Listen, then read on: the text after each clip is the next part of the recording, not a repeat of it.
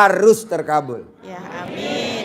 Amin. Gak usah minggu ini kelamaan, bulan ini. Besok pagi. Ya, amin. Hari Jumat amin. barokah. Nanti ikutin Amin. itemnya ya. Amin. Ya.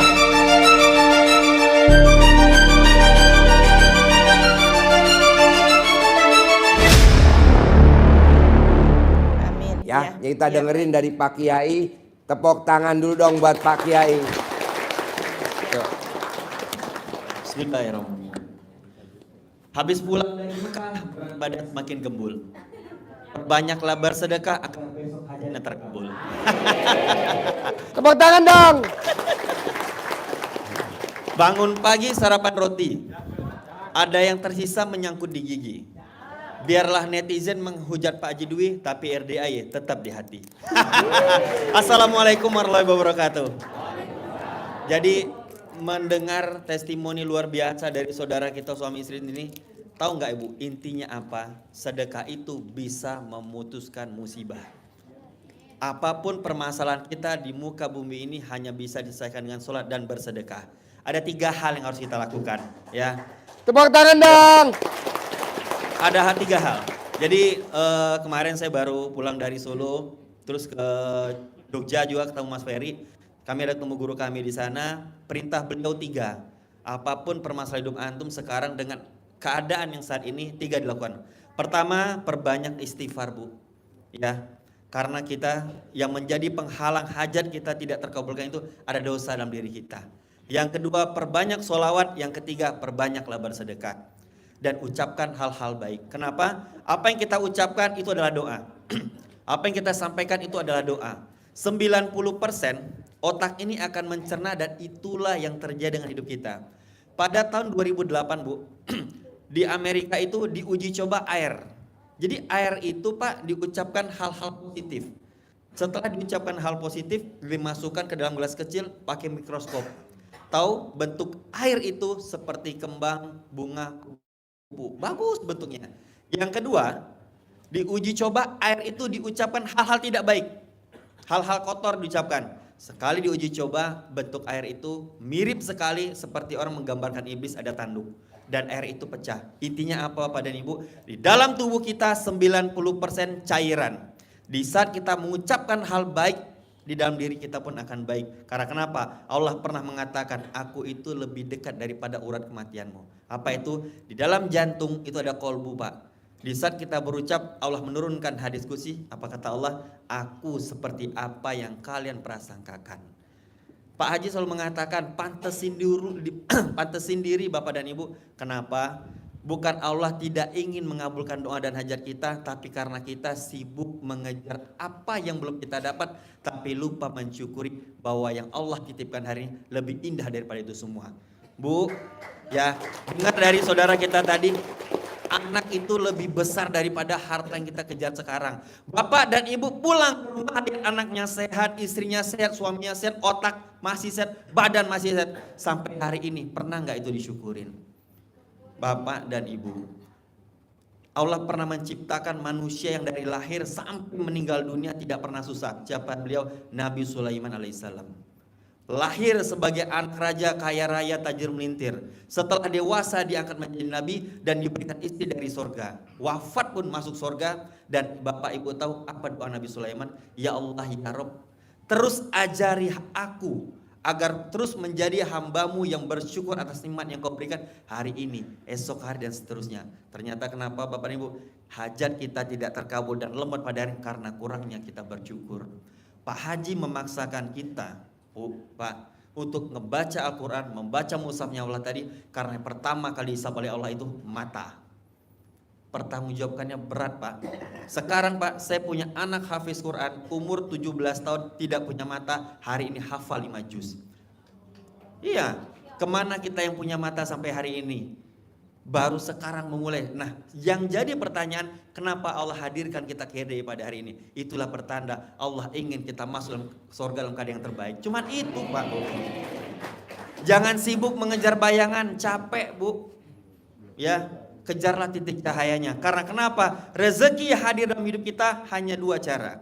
Yang pertama yang kita datangi, yang kedua ada yang mendatangi kita. Pak Haji tidak pernah bagi-bagi brosur untuk kita hadir pada hari, nggak pernah. Tapi hari ini kita semua hadir di sini karena kenapa? Allah ingin kita berkumpul di surga bersama dengan Pak Haji, dengan anak itu.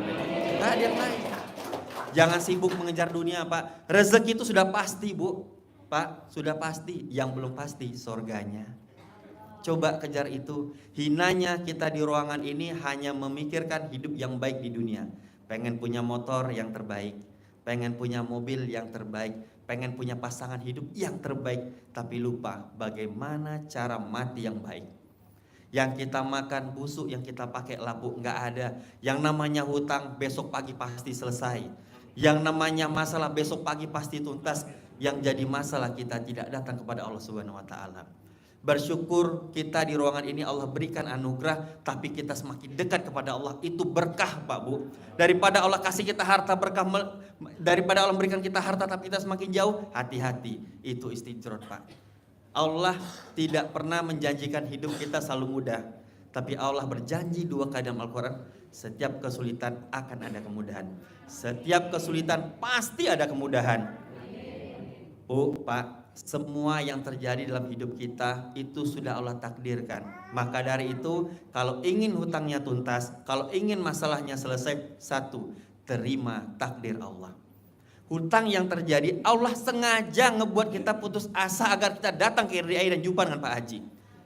Iya, Bu. Di saat kita putus asa, Pak, kita itu semakin ingat kepada Allah. Agar kenapa? Agar kelak kau menjadi kaya, kau tidak menepuk dadamu bahwa semua karena aku yang pintar. Hati-hati, Pak Bu. Tidak ada manusia tidak ada manusia cerdas, pintar, nggak ada. Semua atas izin Allah. Dan barang siapa yang tidak menerima takdir Allah, silakan keluar dari bumi dan langitnya dan cari Tuhan selain Dia. Nauzubillah min dzalik, Pak. Kalau ingin hutangnya selesai, mulai hari ini perbanyaklah sedekah, paksain. Walaupun, Pak, mohon maaf, saya tadi ada ketemu salah satu saudara, nggak ada duit bos, tapi dia ngerokok. Bisa nggak kau tukar, kau nggak usah ngerokok, kau ganti dengan sedekah. Kenapa? Besok iseng-iseng jalan ke rumah sakit, masuk ruang ICU. Kau tanya, berapa satu hari kalau masuk rumah sakit pakai tabung oksigen? 3.750.000. Sekarang itu semua kita, seandainya satu hari kita harus bayar 3.700, 3.700, berapa kita setor pada Allah pada hari ini? Di atas 100 miliar. Tepuk tangan dong. Coba disyukuri. Ya Allah, terima kasih kau masih berikan hamba izin bernafas. Itu pertanda hidup hamba akan semakin nikmat. Apabila ujian itu dari terima kasih ya Allah, masalah hadir karena hamba yakin sebentar lagi akan selesai masalah hamba.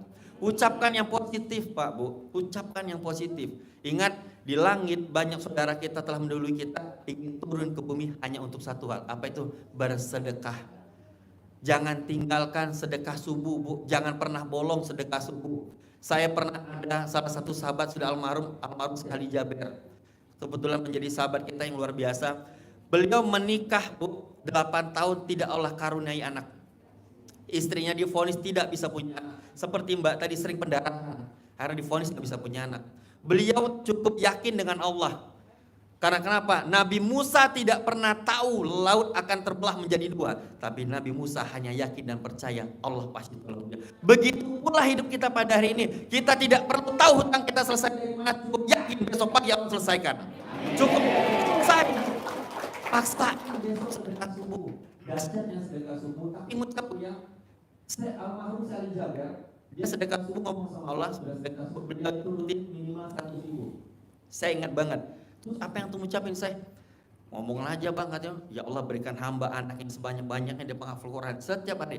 Alhamdulillah beliau meninggal anaknya 4. Karena waktu meninggal dunia istrinya lagi hamil anak 6 bulan. Pak, Allah bila manusia mengatakan mustahil, bila dokter mengatakan mustahil, tapi di saat itulah kita pasrahkan semua kepada Allah. Ya Allah ya Rob, seluruh manusia di muka bumi ini mengatakan mustahil anakku akan sehat, tapi dengan kuasamu hamba yakin tak mungkin kau sia-siakan. Lahir anak hamba pasti sehat dan menjadi anak yang soleh dan soleha untuk kami sekeluarga. Jadi Pak, ucapin yang baik kita harus sampaikan. Pak, Bu, karena ucapan adalah doa. Dan paksain sedekah subuh. Dan terakhir kita setiap Jumat dia itu ada sedekah Jumat barokah, sedekah potong sapi. Nah besok kalau sedekah potong sapi pengen lihat di belakang nih, di sini di belakang itu ba'da asar. Itu diijabin kita sama anak yatim. Pak, yang sedekah Jumat Barokah sampai detik ini testimoni belum pernah gagal. Salah satunya sahabat kami 3 bulan yang lalu, beliau jumpa saya di sini. Jadi singkat cerita, istrinya itu tervonis kanker Bu, tapi belum tinggi stadiumnya, baru vonis. Kata dokter harus punya uang 80 juta. Beliau tamu RDI juga jumpa sama saya di sini. Pak Kiai, apa yang harus aku lakukan ya, Bos? Sekarang satu pertanyaan singkat saya. Istri antum sakit sudah seizin Allah belum? Sudah. Berarti hanya Allah yang bisa menyembuhkan istri antum. Tidak ada manusia yang bisa menyembuhin. Tidak ada obat terbaik selain ridho Allah dan tidak ada dokter terbaik selain rahmat Allah. Apa yang harus aku lakukan, Pak Kiai? Kau sedekah subuh 100 ribu dan kau paksain sedekah potong sapi 1 juta. Kau doa pas sedekah itu, ya Allah, hanya Engkau yang bisa menyembuhkan istri hamba. Terus besok nelfon saya, Pak Kiai kok agak tenang ya sekarang. Jangan putus sedekah subuh, transfer aja. Apakah harus ke RDI? Tidak. Jadi kalau mau sedekah subuh di RDI setarnya dari ba'da asar sampai jam 00. Kalau ibu lagi di rumah ya, mau transfer silakan. Jangan nomor rekening di luar nomor Pak Haji Dwi, ada tertera, simpan dulu. Yang dahsyatnya di hari keempat dia mengatakan, Pak Kiai, aku harus apa ini? Kau datang aja ke rumah sakit, kau daftar istrimu operasi. Uangnya ada nggak? Nggak ada. Datang aja dulu, yakin aja. Didaftar sama dia Bu. Tahu langsung keluar jadwal operasi 2 minggu ke depan. Pak Kiai, alhamdulillah jadwal operasinya sudah keluar. Aku disuruh DP 20 juta. Tenang, kau paksain sedekah subuh lagi. Bapak Ibu tahu, seminggu kemudian ada saudaranya nelpon. Bos, bisa nggak cariin aku alat berat? Aku ada pekerjaan nih, 4 unit. 1 alat berat ku kasih ke komisi 20 juta. Lusa dapat itu uang. Dan minggu kemarin istrinya sembuh dan 80 juta. Lunas Allah bayarkan. Tepuk tangan buat semua. Nah, begitu pula testimoni dengan saudara kita tadi Bu. Beliau tidak tahu harus arah dari mana. Beliau hanya tahu Allah pasti menolong dia. Bu, Pak, la ilaha illa anta subhanak ini kuntu minaz zalimin. Bila di mata manusia mustahil, bagi Allah detik itu bisa dikabulkan. Hanya satu Allah minta, yakin kita Pak. Tak perlu pusing Pak, dunia ini udah pasti Allah selesaikan. Tapi pikiran kita yang kita rubah. Ibaratkan Bapak bawa mobil, mau nyalip kendaraan di depan, harus yakin nggak? Kalau nggak yakin Pak, insiden kecelakaan Bu. Apalagi ibu, kadang belok kanan sen kiri, belok kiri sen kanan, berhenti di depan. Ya Pak, Bu, mulai hari ini cukup yakin Allah pasti tolong kita. Demi Allah saya katakan, keluar kita dari ruangan ini, kita sholat tahajud berjamaah, besok pagi semua masalah akan tuntas. Yakin dan percaya. Saya doakan, bila esok hari rezeki kita masih di atas langit, besok pagi Allah turunkan. Bila rezeki kita masih di dalam bumi, besok pagi Allah keluarkan. Bila usaha kita masih haram, besok pagi Allah halalkan dan sucikan. Bila rezeki kita masih sulit, besok pagi Allah mudahkan. Bila rezeki kita masih jauh, besok Allah dekatkan. Dan bila rezeki kita masih kurang, detik ini Allah cukupkan. Mohon Pak, Bu, perbaikin sholat. Saya minta itu pesan saya Pak, Bu. Paksain sholat qobliyah badiah, jangan tinggal. Karena sholat itu akan menjadi merubah hidup kita jadi lebih baik. Allah tidak menagih dan menanyakan apa yang kau kumpulkan di dunia, tapi apa yang telah kau lakukan. Sholatnya jangan minta buru-buru. Ini unik, mintanya beribu-ribu, sholatnya buru-buru. Pak, Bu, kalau pengen hidupnya nikmat, selama 40 hari ke depan, jaga 40 rakaat, jangan tinggal. Qobliyah badiah, tahajud duha, paksain. Saya yakin Pak, Bu, kalau kita bisa jaga sholat qobliyah badiah, saldonya nggak bakal pernah di bawah 1 miliar. Saya sabdain seperti itu. Pak, banyakin sholawat. Saya kemarin habis dari dapat ijazah dari guru saya.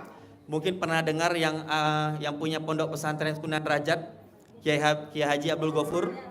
Beliau punya santri 14.000 orang dan semuanya gratis. 14.000 orang Bu, gratis Bu santrinya. Beliau pernah melilit hutang 164 miliar.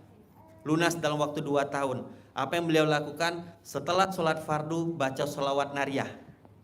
Ya, Allahumma sholli sholatan kamilatan. Nah itu, setelah baca 11 kali sebutkan 1 hajat. Khusus minta dunia. Sholawat nariyah itu 1 hajat. Ya Allah, lunaskan hutang hamba, minggu ini pasti lunas. Itu. Dan yang kedua beliau ijazahkan sehabis sholat maghrib Sholawat Jibril 1000 kali, minta 1 hajat. Sampai guru saya bilang di Lirboyo, Kiai Haji bilang, apabila setelah kau sholawat Jibril 1000 kali, minta 1 hajat, tidak Allah kabulkan, kau potong kuping aku katanya. Wah, berarti pasti Pak. Beliau punya hutang 164 miliar Pak, lunas dalam waktu 2 tahun. Kalau beliau bisa, pasti Allah izinkan kita untuk bisa lebih daripada beliau. Ya, Bapak dan Ibu, mulai hari ini yakin dan percaya Allah pasti tolong kita. Apa buktinya? Allah izinkan kita kumpul hari ini di RDAY. Coba lihat Instagram, YouTube dan lain-lain. Banyak tuh Pak Haji pengen datang ke RDAY belum ada uang. Berarti kitalah orang terpilih dan ini menjadi pertanda Allah ada tujuan akhir agar semua hajat kita terkabulkan. Amin Allahumma amin. Nama saya Vanezar Ardiansyah, besar dan lahir di kota Jambi. Ibu-ibu melihat saya jangan gelisah, takutnya malam terbawa mimpi. Wabillahi taufiq wal hidayah. Wassalamualaikum warahmatullahi wabarakatuh. Iya.